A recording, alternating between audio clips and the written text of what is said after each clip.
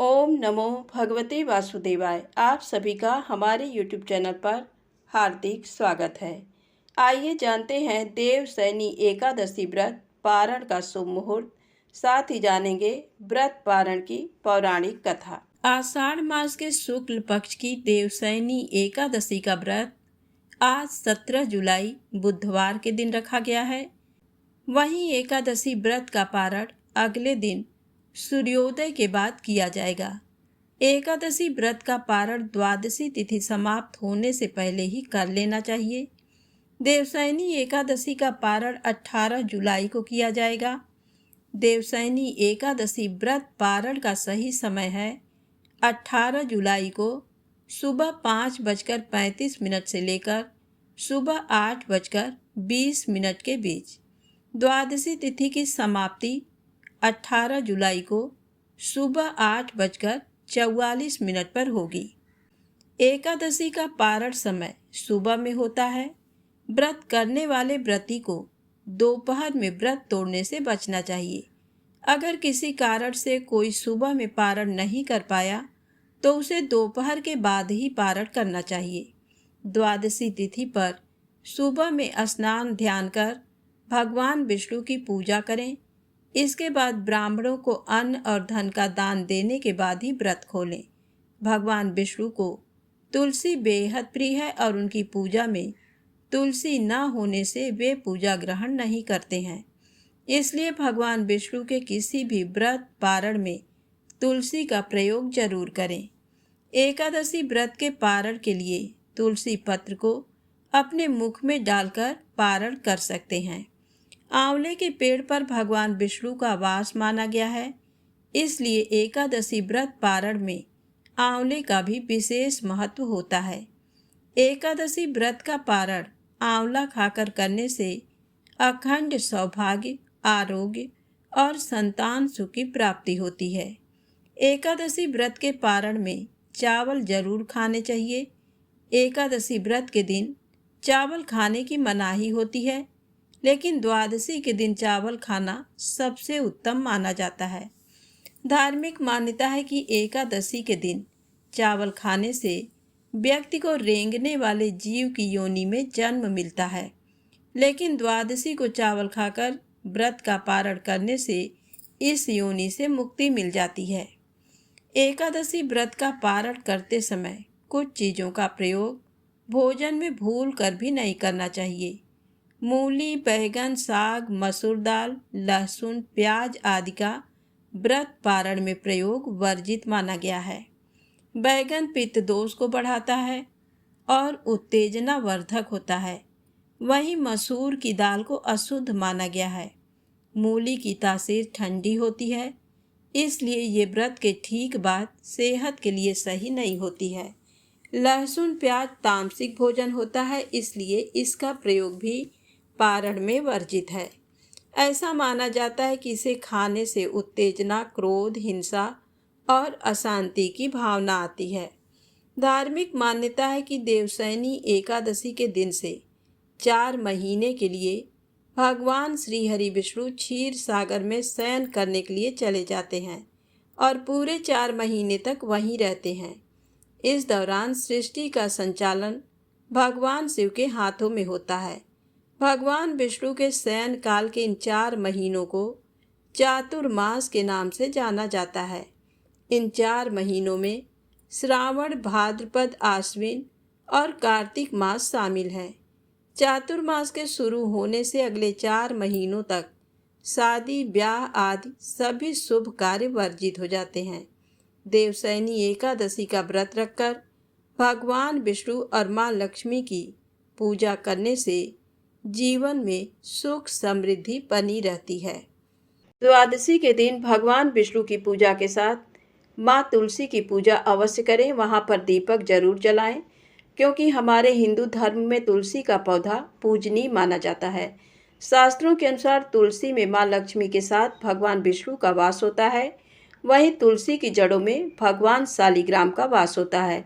इस कारण नियमित रूप से तुलसी के पौधे की पूजा करने से सभी कामनाएं पूरी हो जाती हैं। इसके साथ ही घर में रहने वाले सदस्यों की तरक्की होती है। शाम को नियमित रूप से तुलसी के पौधे के नीचे घी का दीपक जलाएं। संभव हो तो दीपक में थोड़ी सी हल्दी डाल लें। इस उपाय से आर्थिक तंगी से छुटकारा मिलेगा। शास्त्रों के अनुसार आटे के दीपक को सबसे ज़्यादा शुभ और पवित्र माना जाता है। आटे का दीपक तुलसी के नीचे जलाने से माँ लक्ष्मी के साथ माँ अन्नपूर्णा का आशीर्वाद मिलता है। अगले दिन इस दीपक को गाय को खिला दें। इस उपाय से शुभ फल के साथ आर्थिक स्थिति भी मजबूत होती है। तुलसी पर यदि आप घी का दीपक लगा रहे हैं तो उसे लगाने से पूर्व उसमें थोड़ा सा अक्षत डालें और दिया जलाएं। इस उपाय से दरिद्रता दूर भागती है और माँ लक्ष्मी प्रसन्न होती हैं। रविवार और एकादशी के दिन तुलसी के पौधे में जल अर्पित नहीं करें, ना ही पत्तियां तोड़ें। द्वादशी के दिन भी तुलसी की पत्तियां नहीं तोड़नी चाहिए, लेकिन दीपक आप जला सकते हैं। एकादशी के तरह ही द्वादशी के दिन भी पारण से पहले कथा अवश्य सुनी या पढ़ी जाती है। तो आइए सुनते हैं व्रत पारण की ये कथा। राजा अम्बरीश राजा नाभाग के पुत्र थे। वह 7 द्वीपों के राजा थे। वह बहुत ही ब्रह्मज्ञानी और विष्णु भक्त थे। वह भगवान विष्णु की कथाएं सुनते और मंदिरों में दर्शन करने जाते। विष्णु भक्ति के आगे वह घर, स्त्री, पुत्र, धन धान्य सब कुछ तुच्छ समझते थे।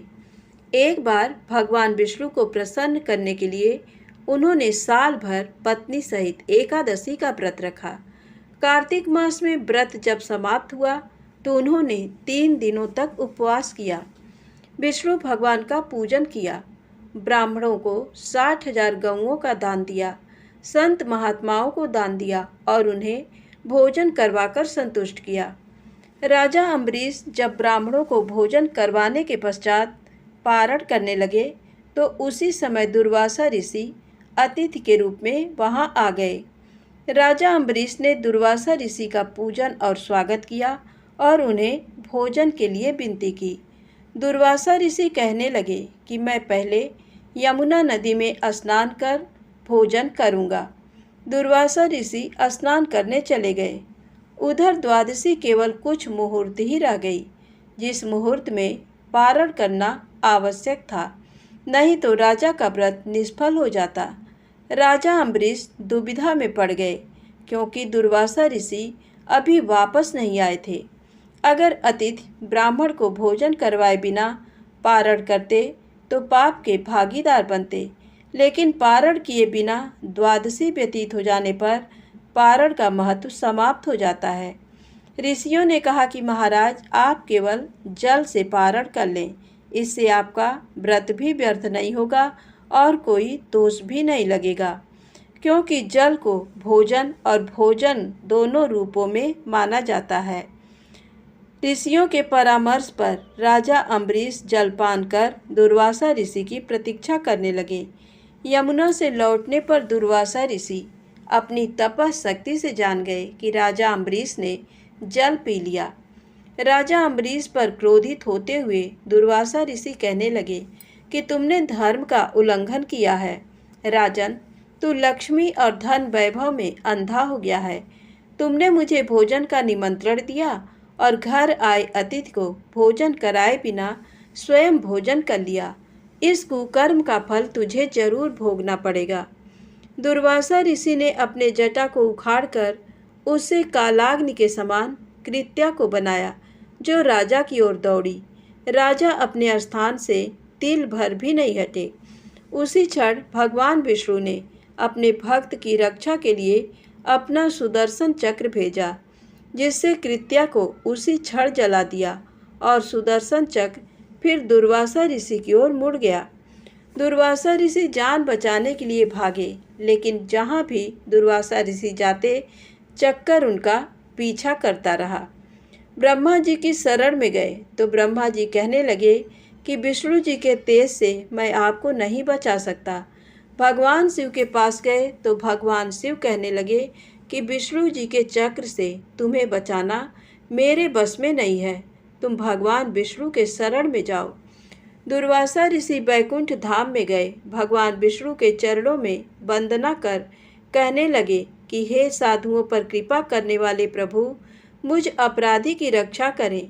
मैंने आपके प्रिय भक्त को कष्ट पहुंचाया है, इसके लिए मुझे क्षमा करें। भगवान मेरी रक्षा करें। भगवान विष्णु कहने लगे, तुमने वास्तविकता जानते हुए भी मेरे भक्त को कष्ट पहुंचाया है। मेरे भक्त मुझे बहुत प्रिय हैं। तुम्हारी रक्षा का एक ही उपाय है, तुम राजा अम्बरीश से क्षमा मांगो।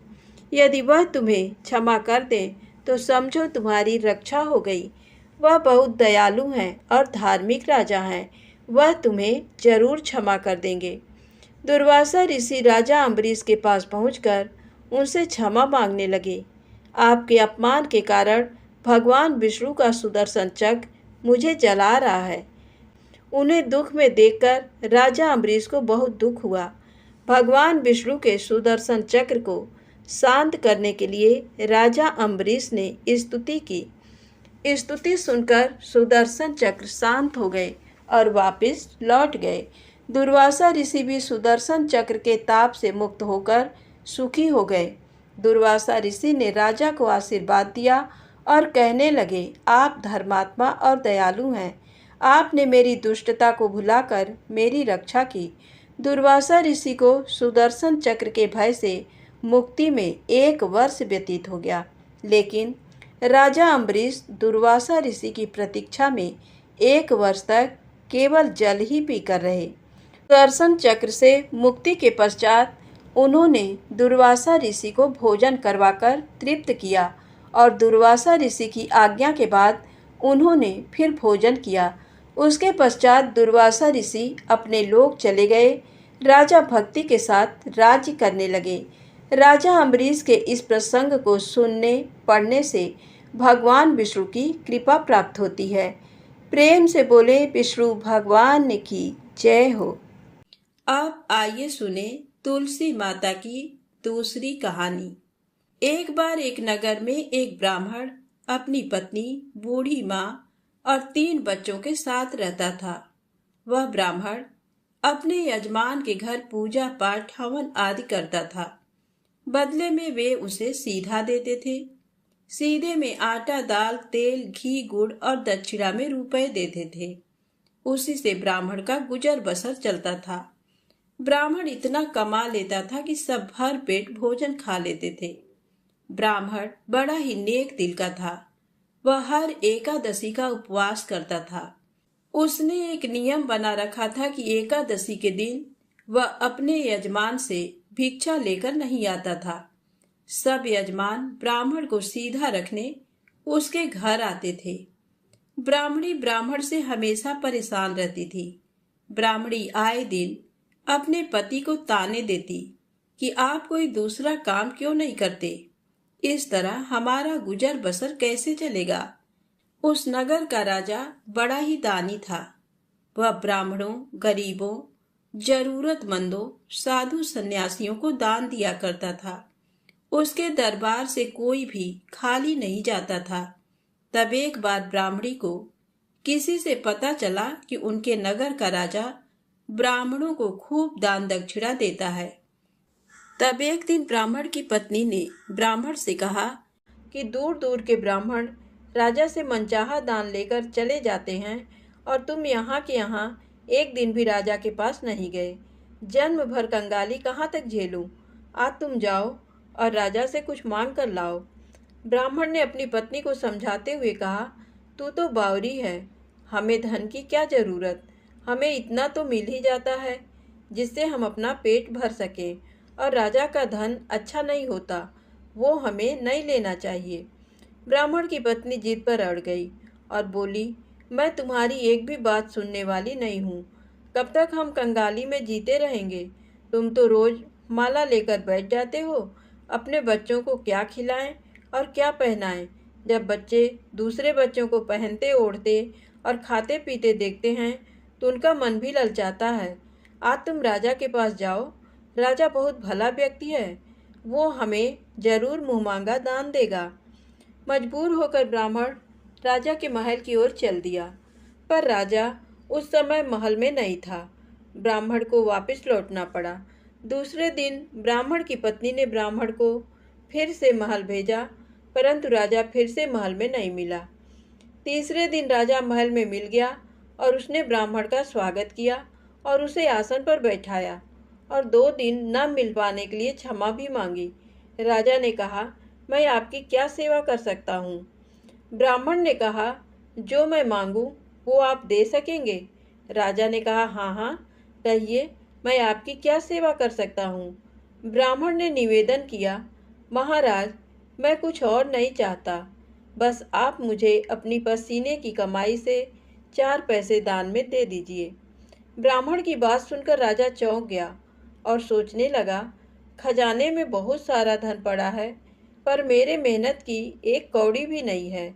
राजा ने ब्राह्मण से कहा, आप मुझे 1 दिन का समय दें, मैं कल आपको आपका मुंह मांगा दान दूंगा। ब्राह्मण को जब खाली हाथ देखा तो पत्नी बोली, क्या हुआ, राजा ने कुछ नहीं दिया? ब्राह्मण बोला, राजा ने कल देने के लिए कहा है।